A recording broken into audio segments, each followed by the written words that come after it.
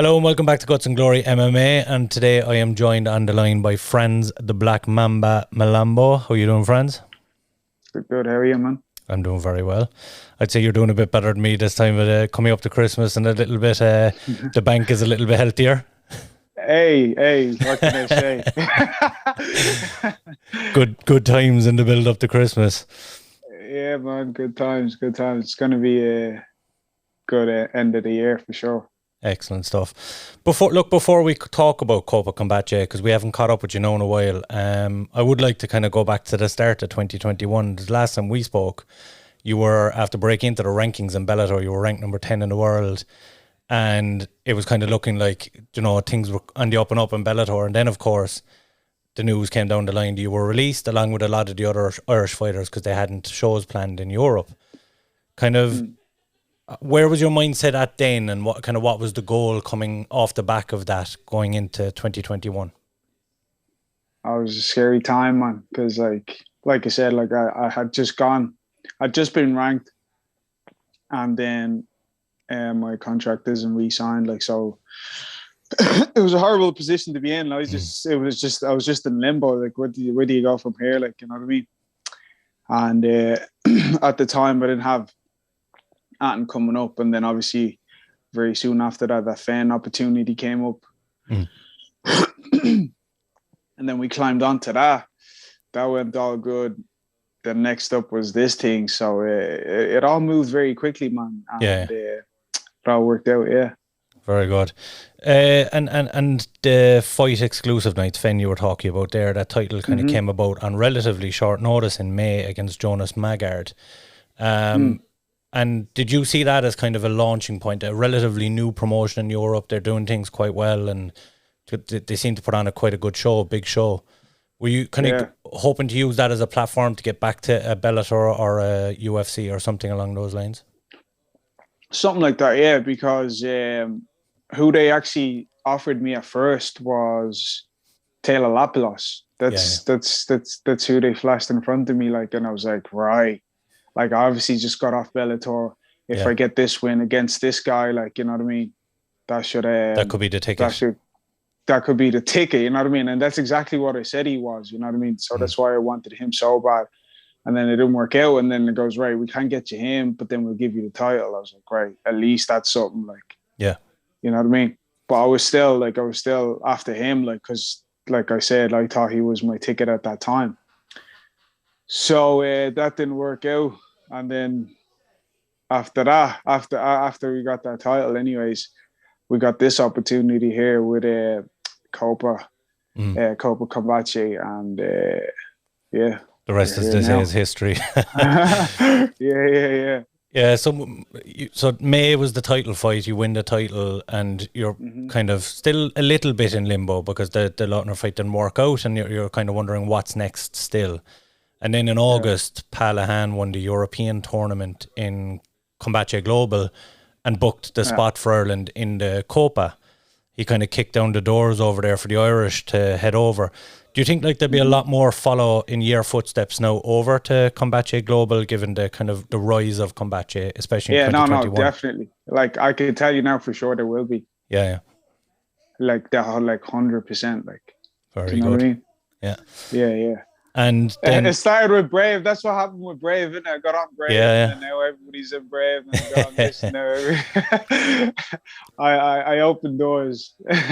Well, obviously Palahan did the opening up, but 100% there will be more Irish guys going there now from now on. I can nearly guarantee that. Very good. And onto the tournament itself, you knew what you were going into, I suppose. It's a 3-fight tournament in one night. The first 2 rounds are 5-minute rounds. Is that tricky mentally to prepare for, going into it knowing that you've just got 5 minutes to win a fight, but you've also got to leave some in the tank knowing that you're going to be going out about half an hour to 40 minutes later again? Yeah, but that's what I concentrated mostly on, was just to make sure I was like super fit, you know what I mean? Because then once I was fit, I knew like if I prepared my body not to get tired, not to get like fatigued during the rounds, it'd be grand. Because in total, I seen it as 5-minute rounds. You know what I mean? I've done that in my career, and I just had to be fit for it. So I was like, yeah, this is the same thing, except for it's a bit trickier because you're getting a different guy every time. You know what I mean? Yes. Yeah. So yeah, no, it wasn't that hard to really prepare for. I just like obviously had to train very hard Yeah. for it to make sure I was that fit and just ready for wherever the fight could take. You know what I mean? Mm-hmm. And we got ready for it, and what we did worked out. Yeah. But it was way harder than I thought. You know what I'm saying? It actually was way harder than I thought. And it worked out kind of perfect because the first guy I felt like was the most experienced and would have been the biggest kind of issue, like, you know what I mean, we had in the whole roster there. So I got him. I knew once I got through him, it'd be smooth sailing pretty much. But like each guy was tough, you know what I mean? And that guy as well, like he played his game perfectly. He must have studied me because he just pushed me against the fence, held me there like on the ground, just held me there. And I could tell, you know what I mean? I could tell just by him that he was that was his whole game. Yeah. You know what I mean? And he didn't try to hide it at all. He was like, yeah, I have you now. And I'm just going to hold you there. And hopefully the judges see it that way. And I was like, right, if you're going to do that, I'm going to make sure to punish you. And every second I got, I was hitting him, you know what I mean? And he, there was a bit of damage shown. Yeah, definitely. You know what I mean? And so like, I attacked. All he wanted to do was sit there and hold. Yeah. And of course, then, that was Jose Zarauz, the Peruvian fighter in the first round. Exactly, yeah. And it's it was strikingly similar to Paz's debut in there because he had a tough opponent in the first round who kind of had the more dominant positions throughout the first round. But it's clear that in Combate Global, damage scores above grappling, which isn't always the case in MMA, unfortunately. No, that's the thing. They tell you, they've been telling us all week. They're like, here, guys, even when we're getting ready, like, here, this is one round. You have to fight. Like, they tell everybody says it to you. You know what I mean? Everybody says it to you. So, like, that's what you kind of need to do.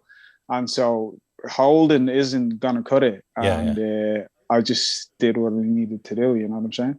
And were you a little bit worried when they were calling out the score sheets and the first two judges was split? I was, because at the end of the day, like, you know what I mean? It just depends whatever judge sees or whatever way, you know what I mean? Obviously, they wanted it to fight and all, but it could have went either way, man, to be honest with you. I just made sure to just do as much damage as I could in the positions I was in, you know what I mean? And I was kind of confident in that way, because, like, I could tell by him that, like, he's at the beginning of the fight, it's only one round, and he wasn't willing to fight. It's just kind of like hold, do you know what I mean? And just kind of eat time, like, is what he was trying to do. And so I was like, I was trying to fight. Hopefully the judges seen it that way, you know what I mean? And then, of course, you were first fight on the night. So going back to the back, did you get an opportunity to see the next fight where Barata, the Chilean, was fighting in his first round fight? No, mate. No. Second, I'm out of that cage. I'm going in, chilling, getting ready for the next one. But obviously my cornermen were out, checking out, sussing out the situation, you know what I mean? I had definitely good information, so I was just chilling, getting in tune for the next round. Yeah, and they must have given you good information, because it seems like you really started to find your flow in that semi-final fight and started to put together your own combinations. 100%. That's the thing as well. That's why I thought that first fight, the first guy that I got in the first round was so perfect, because like he kind of like opened up my eyes to a few things, you know what I mean?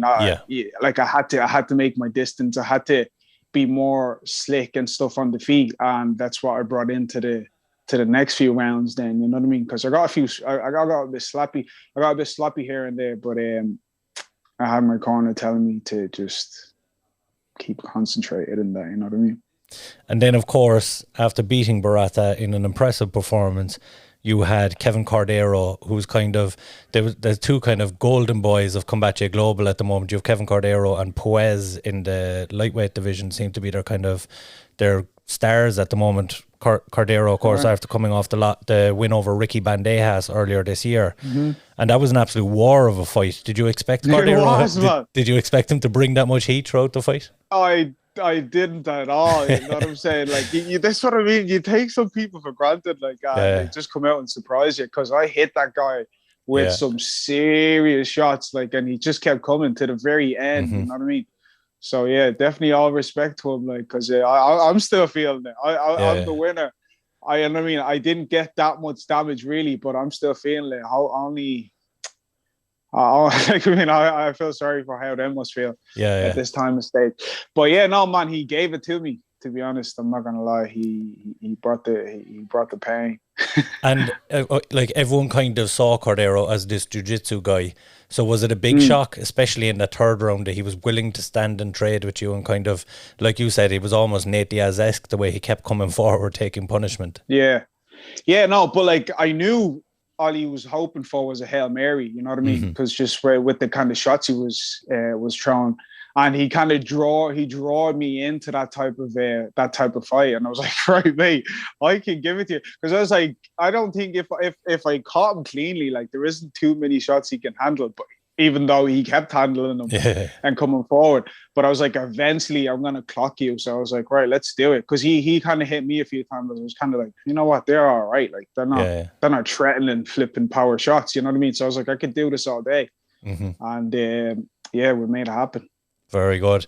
And of course, right after you lift the trophy, and we're going to get to the trophy in a minute because that trophy is absolutely ludicrous. I know Campbell always talks about that trophy, but I hadn't seen Yeah, it next to a person before. But it's bananas. yeah. But It's crazy. we're going to talk about kind of what's next with Combate Global, because you did square off with David Martinez in the cage, and is it looking like early 2022 for that title fight? Yeah, man, that's what I'm hoping. You know what I mean? Yeah, There wasn't nothing locked down or anything, but that's what it kind of looked like. Why yeah, is he coming in there for if it was just some random? You know what I mean? yeah. No, they're Like, they're building for a fight for sure. yeah, there must be like, you know what I mean? Because the only reason he wasn't in the tournament was because he got injured just Yeah, before it or something like that. So he could have been in it. yeah. Do you know what I mean? So yeah, it only makes sense for that to happen. Like, what else And is there? Who else is there? well, there is one other person currently signed with Combate Global in the bantamweight division that must interest you, and that is, of Yeah, course, yeah, we briefly mentioned him earlier, Ricky Bandejas, and it's a yeah, fight I'm yeah, sure yeah. you're probably eager to get back at some point. Very, very eager. Yeah, definitely. It's working out amazingly well that how he like I'm at the same promotion that he's in now Yeah, because yeah, since we left Bellator and stuff, I was like, I need to get back to him. I need to get back to him. And then I was like, right. And I was flipping. I was over there in Miami, like talking, hanging around with him and stuff like that. yeah. But it's great to like to have this like because I was thinking of this fight for so long, and now like it's very likely to happen. So Yeah. yeah, we're hopeful to get that back still for sure. So is it, let's say, planned for 2022, maybe February, March time? Because I know they're off season now at the moment, and they'll kick Yeah, things back off in their first February. show back is in February. Yeah, 100%. So And would you be looking to uh, fight as early as possible for that bantamweight title, and then maybe Ricky Bandejas after? yeah, man, whatever happens, but definitely looking to get in there as soon as possible. So whatever it is, a title fight or not, I want to get in there as early next year as I can. You know what I'm saying? Very good, and make sure and give us the scoop when you get the But at the information same down the time, line. I'm just thinking it'd be great to like open up the air for combat with a flipping with a title fight, wouldn't it? Like It would be good. so. I mean, Yeah. So Combate Global 2021 did fantastic numbers, and it was a big year for them promotionally. that's what I'm saying. Given how they did it all in house and La Jolla and everything, but it seems to be the narrative, at least obviously in this side of the world, is that the Irish takeover of Combate is happening right now. So it would be interesting for sure to see the February kickoff be an Irishman fighting for the title over there. That's what I'm saying, man. You know what I mean? Yeah, exactly. Couldn't have said it better myself. So look, we'll have to get on to Campbell McLaren and try and get that one done for February 15th, I think it is. Yes, sir. Get on to them. I like you. We do need, before I let you go, I do need to talk about this trophy, because this has to be a logistical nightmare. How in mate, look, God's name did you get that thing back into Ireland? it's the biggest trophy in sport. It is, yeah. Yeah. Like that was the whole thing. That's what he kept saying. That was the whole thing behind it, to be the biggest trophy in sport. And we got that down back to Carpo. No, but we're getting that over because the thing is so big, right? Transporting would be crazy. Yeah. But they made it it was actually made in Scotland. Oh, right? very good. Yeah, he's home. Yeah. Yeah. But you're getting the exclusive now here, right? Oh, very good. They're gonna make it they're gonna make me a new one in Scotland and send it over. Go away. How OG That's is fucking that? shit hot. That's deadly, isn't it? So But yeah, a that's what's happening. custom made Copa A Combate custom trophy. made yoke, yeah, for the boys. You know what I mean? So Very good. And I'm that is waiting that for one you that. get to keep going forward, or is it something you need to Yeah, of return at course, the this end is of my next own year? yoke. Nah, mate, that's my own thing. You know what I mean? What do you think? I'm gonna send it back over. Good luck. I hope you have a box room in the house or something that thing can fit into. Nah, mate, I'm leaving at the front door. At the front door with a picture of me like that. Very good. People can go up and take Yeah. photos with a charge of a fiver. Yeah, just rub it for good luck or something. You know what I Very mean? good. So, look, as we said, going into 2022, we're looking for a bantamweight title fight. What's your overall picture for 2022? It seems like it's a little bit clearer than the start of 2021. Yeah. So, what's the goal? Is the goal to kind of rattle off as many fights here in Combate, and then what's after that, or is that the kind of the short and long term goals for 2022? Yeah, well, there's always long term goals in it, but like we have to see. Like I don't know. Like we just did this right now. Yeah. I'm only out of the cage. Haven't really like planned that and really like going ahead, but I'm just chasing the money. You know what I mean? This was my first event with these guys, and I'm at the making more money than ever before. Yeah. Do you know what I'm saying? And that's only the first one. So Yeah. what's next with this guys or whatever, like, you know what I mean? Haven't really thought that far ahead, but we will soon. We'll figure it out soon enough.